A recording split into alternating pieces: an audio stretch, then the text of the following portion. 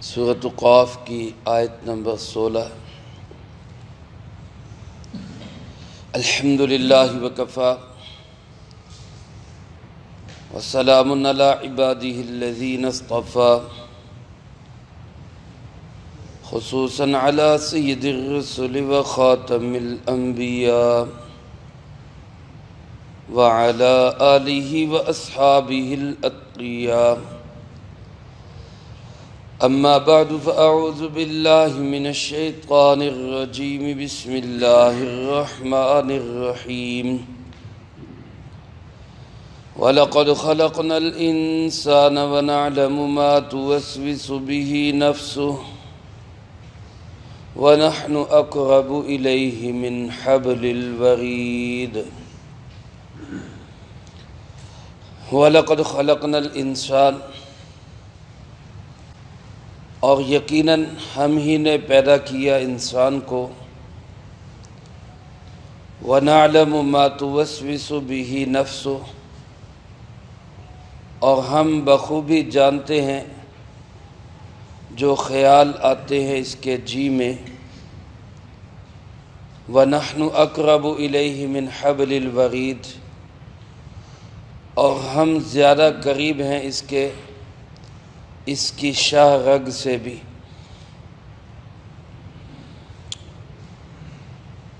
سورۃ قاف کا دوسرا رکوع ہے۔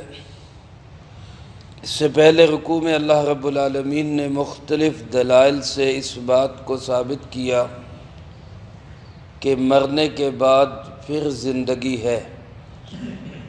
مشرکین عرب جناب محمد کریم صلی اللہ علیہ وسلم کے ساتھ جہاں عقیدہ توحید میں شدید اختلاف رکھتے تھے، وہاں ان کا دوسرا بڑا اختلاف اس بات میں تھا کہ مرنے کے بعد زندگی ہے یا نہیں۔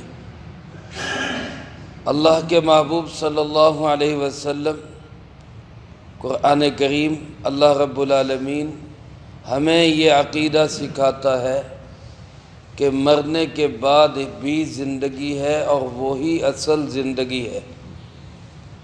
یہ موت سے پہلے کی زندگی عارضی زندگی ہے، اور اس مستقل زندگی کی تیاری کے لیے یہ زندگی ہے۔ لیکن آج بھی ایک بہت بڑی انسانیت ایسی ہے جس کو یہ عقیدہ سمجھ نہیں آ رہا کہ مرنے کے بعد کیسی زندگی۔ اللہ کا شکر بھی ادا کرے، اللہ نے ہمیں اس کی سمجھ نصیب فرمائی، اور اللہ ہمیں اس کے لیے تیاری کی بھی توفیق نصیب فرمائے۔ اسی بات کو آگے بڑھاتے ہوئے اللہ پاک ارشاد فرماتے، انسان اپنی تخلیق پہ غور کرے، اس کو پیدا کس نے کیا؟ تو اس کا جواب سوائے اس کے کچھ نہیں کہ ہمیں پیدا کرنے والا کون ہے؟ اللہ ہے۔ اس لیے اللہ پاک نے دو تاکیدوں کے ساتھ فرمایا، لام بھی تاکید کا، قد بھی تاکید کا، وَلَقَدْ خَلَقْنَا الْإِنسَانَ، یقیناً پکی بات ہے کہ ہم ہی نے انسان کو پیدا کیا۔ جو پیدا کرنے والا ہے، پہلے بنانے والا ہے، وہ مٹا کے دوبارہ بھی پیدا کر سکتا ہے۔ ابھی بھی ہماری، پہلے درس میں بھی عرض کر چکا ہوں، ہمارے اندر وجود ہے، ہماری جو حیات اور زندگی ہے، اس میں بھی پتہ نہیں کہاں کہاں کے اجزاء شامل ہیں۔ کھانا کہاں سے آ رہا ہے، دودھ کہاں سے آ رہا ہے، خوراک کہاں سے آ رہی، پانی کہاں سے آ رہا ہے۔ زمین کے مختلف خطوں کے اجزاء کو اللہ نے ایک جگہ جمع کیا ہوا ہے، تو جس نے اب جمع کیا ہوا ہے وہ ان کو بکھیر کے دوبارہ بھی جمع کر سکتا ہے۔ یہی صورتحال ہوگی کہ انسان دنیا سے جائے گا، مٹی میں مل بھی جائے گا، ذرہ ذرہ بکھر بھی جائے گا، تو پھر بھی یہ انسان اللہ کے علم سے باہر نہیں ہوگا، اللہ پھر بھی ان ذرات کو جمع کر دے۔ فرمایا پیدا بھی ہم نے کیا ہے، اور پھر ہم اس قدر علیم ہیں، اتنا جاننے والے ہیں کہ نعلم ما توسوس به نفس، انسان کے نفس میں جو وسوسہ خیال بھی آتا ہے ہم اس کو بھی جانتے ہیں۔ میرے جی میں کیا آ رہا ہے آپ حضرات نہیں جانتے، آپ کے دل میں کیا ہے میں نہیں جانتا، پاس بیٹھا ہوا انسان نہیں جانتا یہ میرے بارے میں کیا سوچ رہا ہے، لیکن اللہ فرماتے انسان کی سوچ میں بھی کوئی چیز آنے سے بھی پہلے جاننے والا کون ہے؟ اللہ رب العالمین۔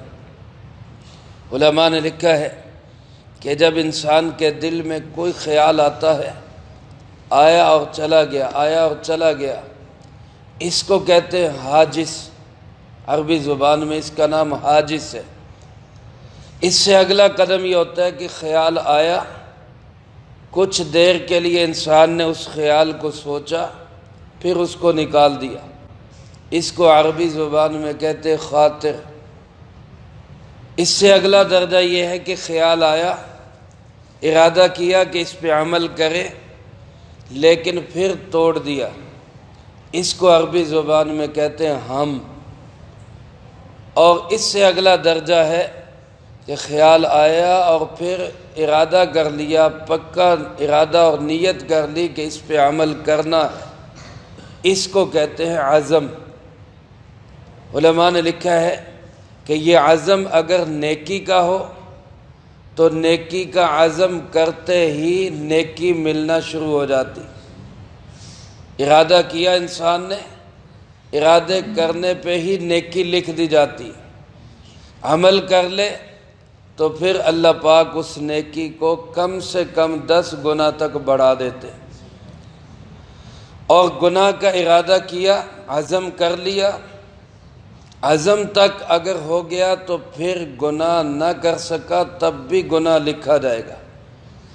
یاد رکھیں، خاطر ہے، حاجس ہے یا ہم ہے، یہاں تک تو اگر گناہ کا ارادہ کرے گا تو گناہ نہیں لکھا جائے گا، اس کی پکڑ بھی نہیں ہے، اس کی پوچھ گچھ بھی نہیں ہوگی۔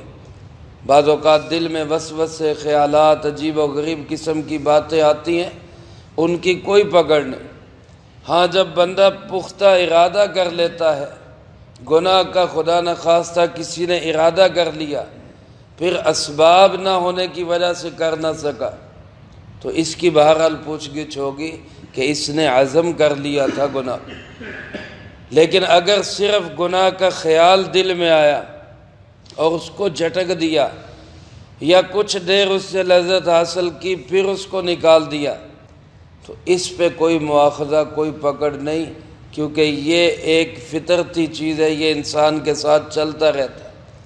لیکن اللہ پاک فرماتے کہ میں ایسے تمام خیالات کو بہت اچھی طرح جانتا ہوں، ہمارے وسوسوں سے، ہمارے خیالات سے، ہماری نیتوں سے، ہمارے ارادوں سے ہر وقت واقف کون ہے؟ اللہ رب العالمین۔ اور فرمایا ہم تو انسان کے اتنا قریب ہے، اتنا قریب ہے کہ نحن اقرب الیہ من حبل الورید، ہم انسان کی شگ ہے، انسان کی جو شاہ رگ ہے، شاہ رگ سے بھی ہم اس کے زیادہ قریب ہیں۔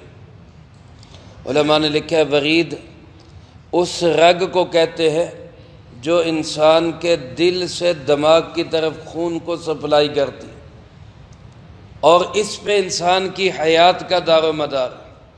یہ رگ کٹ جائے تو انسان کی روح پرواز کر جاتی۔ بعض علماء نے لکھا ہے کہ یہ جگر سے منتقل ہوتی ہے اور سارے جسم میں خون سپلائی کرتی۔ اسی کو شاہ رگ بھی کہا جاتا ہے، اسی کو شریان بھی کہا جاتا ہے۔ تو بہرحال یہ شریان ہو، شاہ رگ ہو، جو بھی ہو، اللہ فرماتے ہیں جس پہ انسان کی حیات کا مدار ہے، وہ رگ بھی انسان کے اتنی قریب نہیں جتنا میں انسان کے قریب۔ بعض علماء نے یہ لکھا ہے کہ اس قرب سے مراد علمی قرب ہے، جاننے والا، کہ اللہ جاننے والا ہے، اللہ علیم ہے۔ لیکن حضرات صوفیہ کرام رحمہم اللہ لکھتے ہیں اس قرب سے مراد خود اللہ کی ذات کا قرب ہے، اللہ بندے کے قریب ہوتا ہے، جیسا کہ سورۃ علق کے آخر میں فرمایا سجدہ کرو اور اللہ کا قرب حاصل کرو۔ اور حدیث پاک میں آپ صلی اللہ علیہ وسلم نے ارشاد فرمایا اقرب ما یکون العبد، بندہ سب سے زیادہ اللہ کے قریب اس وقت ہوتا ہے جب اللہ کے سامنے سر زمین پہ رکھ دیتا ہے، اس وقت اللہ کے سب سے زیادہ قریب ہوتا ہے۔ تو وہ فرماتے کہ یہ حقیقی قرب حاصل ہوتا ہے۔ اس کی مثال ایسے ہی ہے جیسے کوئی انسان اور اس کا سایہ، انسان ہے تو اس کا سایہ ہے، اگر انسان نہیں ہوگا تو سایہ بھی نہیں ہوگا۔ ایسا کبھی نہیں ہو سکتا کہ انسان نہ ہو اور اس کا سایہ ہو۔ اللہ رب العالمین ہمارا حقیقی مالک اور خالق ہے۔